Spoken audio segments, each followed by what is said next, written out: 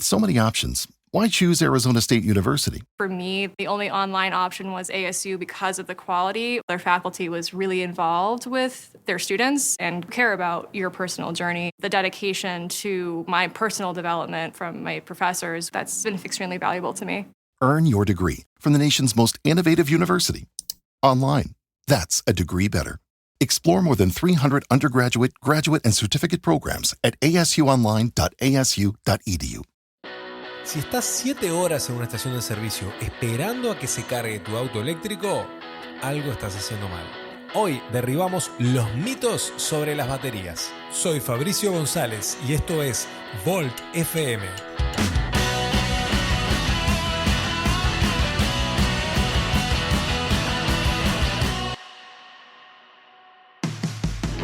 El fin de semana pasado fue ideal para hacer una prueba. Preparando este episodio sobre baterías, me pregunté si no estaba bueno capaz que hacer dos cosas: publicar en las redes sociales y juntar algo de data para compartir con ustedes en este episodio. Si bien no es la primera vez que yo salgo a hacer ruta en el auto eléctrico, esta vez salí con la cabeza puesta en traer datita, en traer información necesaria para que podamos compartir en este espacio. Así que cargué la valija y junto a mi familia nos fuimos en un road trip por las rutas uruguayas. El viaje lo seguimos además a través de las redes sociales. Espero que nos hayan podido acompañar en las redes, pero si todavía no entraste, te digo que nos podés seguir por Instagram en @VoltFMPodcast. Un día de sol y calor como el que hubo este fin de semana se aprovecha siempre, pero mucho más cuando vamos a hacer ruta en un auto eléctrico. ¿Por qué? Muy sencillo. La batería responde mejor al calor. Ya te voy a contar un poco más sobre esto. Acá en este podcast siempre hablamos que pasarse a un auto eléctrico es dar vuelta a la cabeza, es reinventarse, es aprender cosas que son absolutamente nuevas, romper paradigmas que antes dábamos por sentados. Este tema de la batería y un montón de cosas más van todos exactamente en la misma línea. Y mejor, vamos a meternos ya mismo en todo lo que hay que saber. Ahora sí, cargados al 100%, empecemos.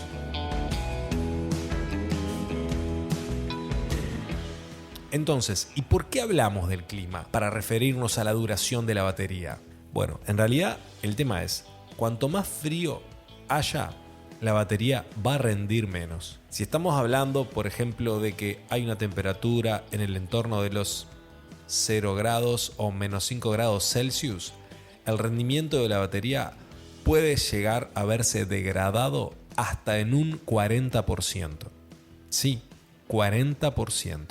Ya estamos medio acostumbrados a esto por las baterías de los celulares. Si un celular lo exponemos a unas temperaturas extremadamente altas o extremadamente bajas, la duración de la batería va a verse degradada.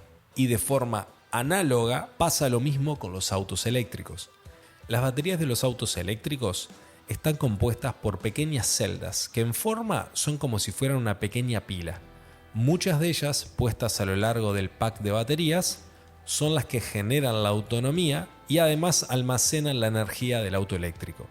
Entonces, el comportamiento de cada una de ellas va a ser igual al comportamiento completo de la batería, que es análogo a lo que recién hablamos sobre las baterías de los celulares. Hay algunos autos eléctricos, y cada vez más, que, teniendo esto en cuenta, incluyen una bomba de calor.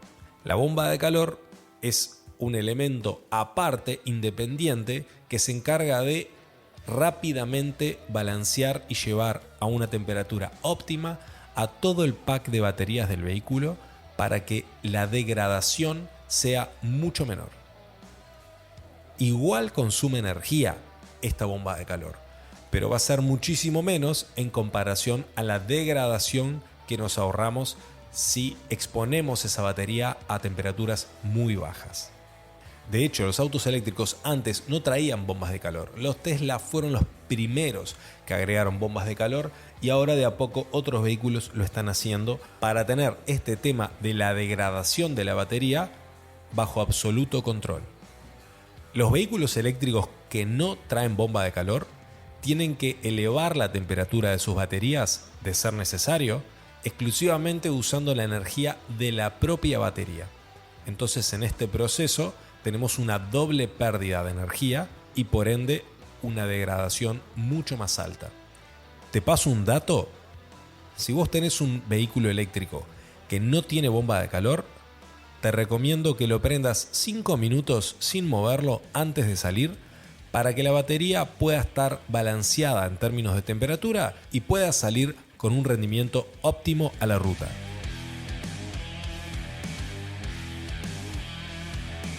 Siguiendo con el clima, ¿qué pasa con la lluvia?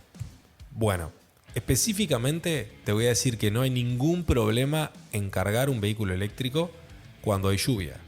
Y la batería tampoco va a verse afectada. Generalmente en los vehículos eléctricos la batería está ubicada en el lado inferior del auto, que contribuye al balance del vehículo. Cuando tomas curvas demasiado fuertes, el auto va a quedarse muy estable porque hacen de contrapeso.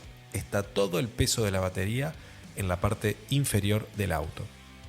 Y después, por otro lado, esas baterías tienen una protección, tienen un recubrimiento que de alguna manera las protegen por algún golpe, por alguna piedra y también por posible agua que se pueda meter. O sea que estás 100% protegido de que si en caso de que llueva o pases por algún lugar donde haya mucha agua, no se va a meter agua dentro del pack de baterías. Y si eventualmente llegara a filtrarse algo de agua, cosa que desde ya te digo que es muy difícil, el software de la batería, el BMS, que es el Battery Management System, está preparado para que ante la menor falla apague absolutamente todo el auto y vos no corras riesgo mientras estás manejando.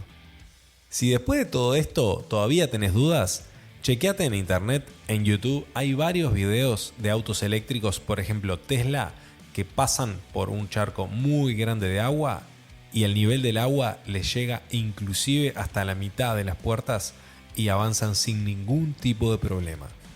Con el tema clima, lo único que tenemos que tener en cuenta es no juntar dos cosas: carga de auto, tormenta eléctrica. Eso no es recomendable porque naturalmente si se cuela un rayo por la línea de corriente, tu auto no la va a pasar muy bien.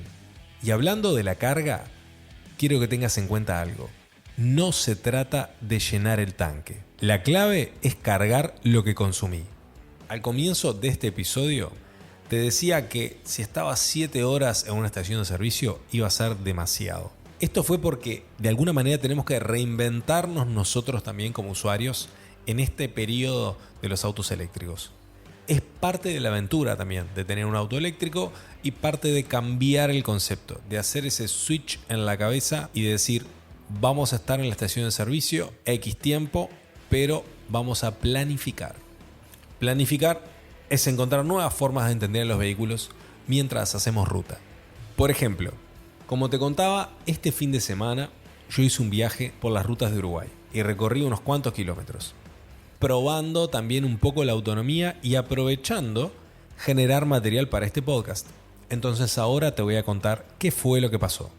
El día anterior al viaje, a la noche, dejé el auto cargando toda la noche. Yo tengo un cargador de 7 kW y el auto tiene una batería, un pack de baterías de 42 kW. Por lo tanto, en unas horas en la noche quedó al 100% cargado. De paso te cuento que lo dejo de noche cargando generalmente porque la tarifa de luz es mucho más barata y por ende el rendimiento también en dinero va a ser mucho más favorable a la hora de hacer ruta, usar el auto eléctrico. Cierro paréntesis. Al otro día el auto estaba cargado al 100% pronto para hacer ruta.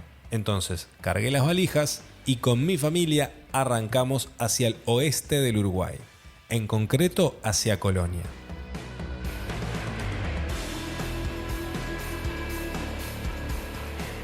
Al momento de salir, el auto indicaba que tenía el 100% de batería y además una autonomía de 400 kilómetros. Pero tenemos que tener en cuenta que los 400 kilómetros no son exactos. O sea, no te vayas a alargar a hacer 400 kilómetros si tu batería indica eso. ¿Por qué? Porque depende de muchos factores. Primero, del uso que le des al vehículo. Si acelerás muy fuerte, si tenés muchas subidas, muchas pendientes, o, como recién hablamos, si el clima es desfavorable en términos de temperatura, la batería va a rendir menos. Y esa estimación va a irse reduciendo y en realidad no van a ser esos los kilómetros que vas a poder hacer, sino que vas a hacer bastante menos. Cuando llegué a mi destino tenía una autonomía de 40%. Hice aproximadamente unos 200 kilómetros y con la batería restante me daba perfectamente para dar alguna vuelta, pensando en que al día siguiente, antes de volver, tenía que volver a dejar cargando el vehículo en alguna estación de servicio.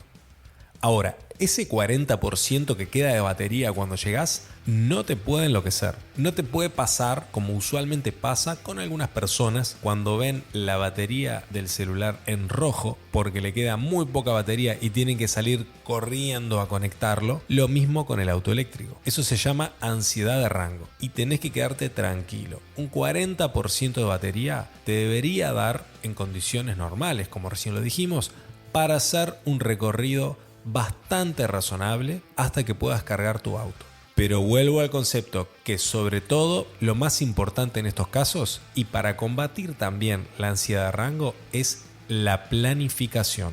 En mi caso, yo ya sabía que iba a llegar aproximadamente con esa cantidad de batería y al otro día, al seguir la ruta, me tomé un tiempo en la mañana para cargarlo. Al día siguiente fui a una estación de servicio, dejé el auto cargando y recorrí un poco la ciudad caminando, me tomé un tiempo para almorzar y luego de todo esto volví para encontrarme con el auto eléctrico nuevamente casi al 100% de carga.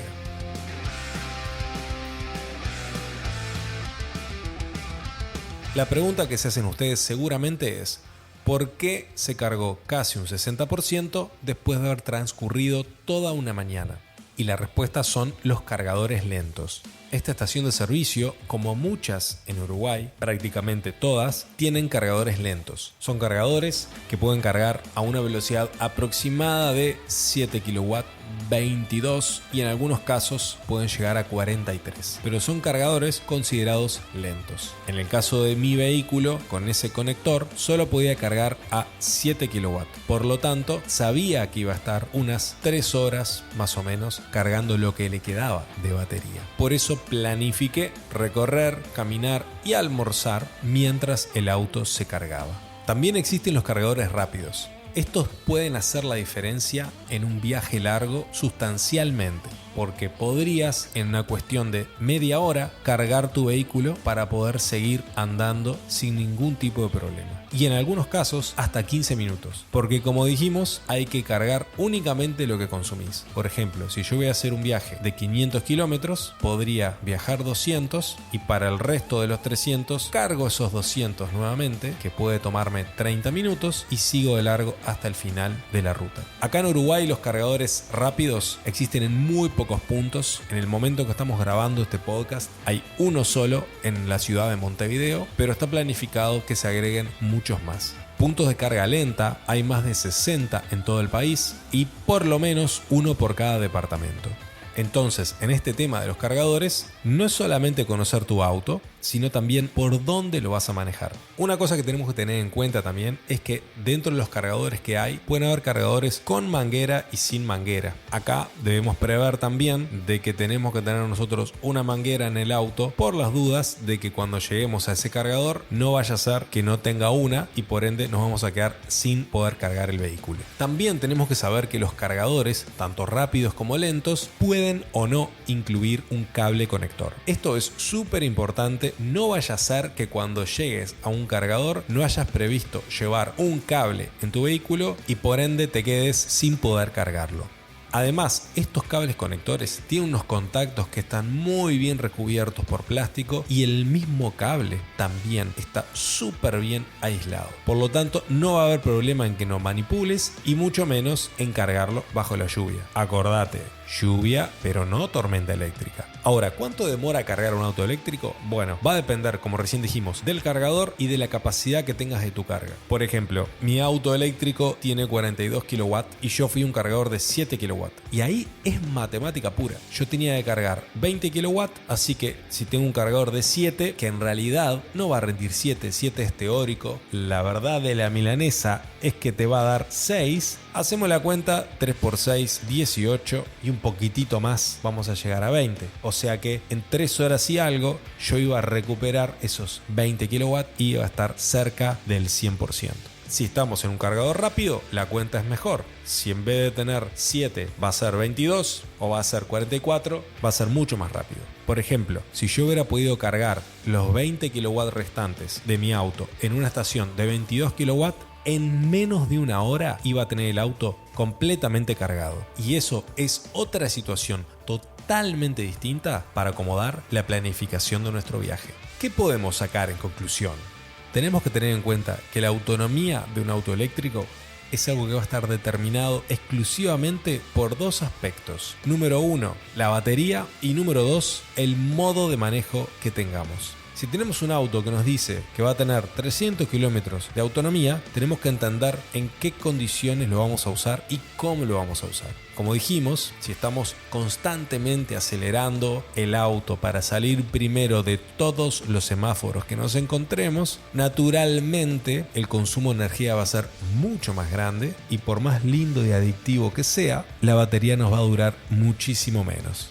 En conclusión, si manejas rápido, no va a durar nada. Por eso, una recomendación también que podemos hacer es que hagas el uso del One Pedal. O sea, que hagas una conducción de tu vehículo eléctrico usando solo el pedal de acelerador lo más que se pueda.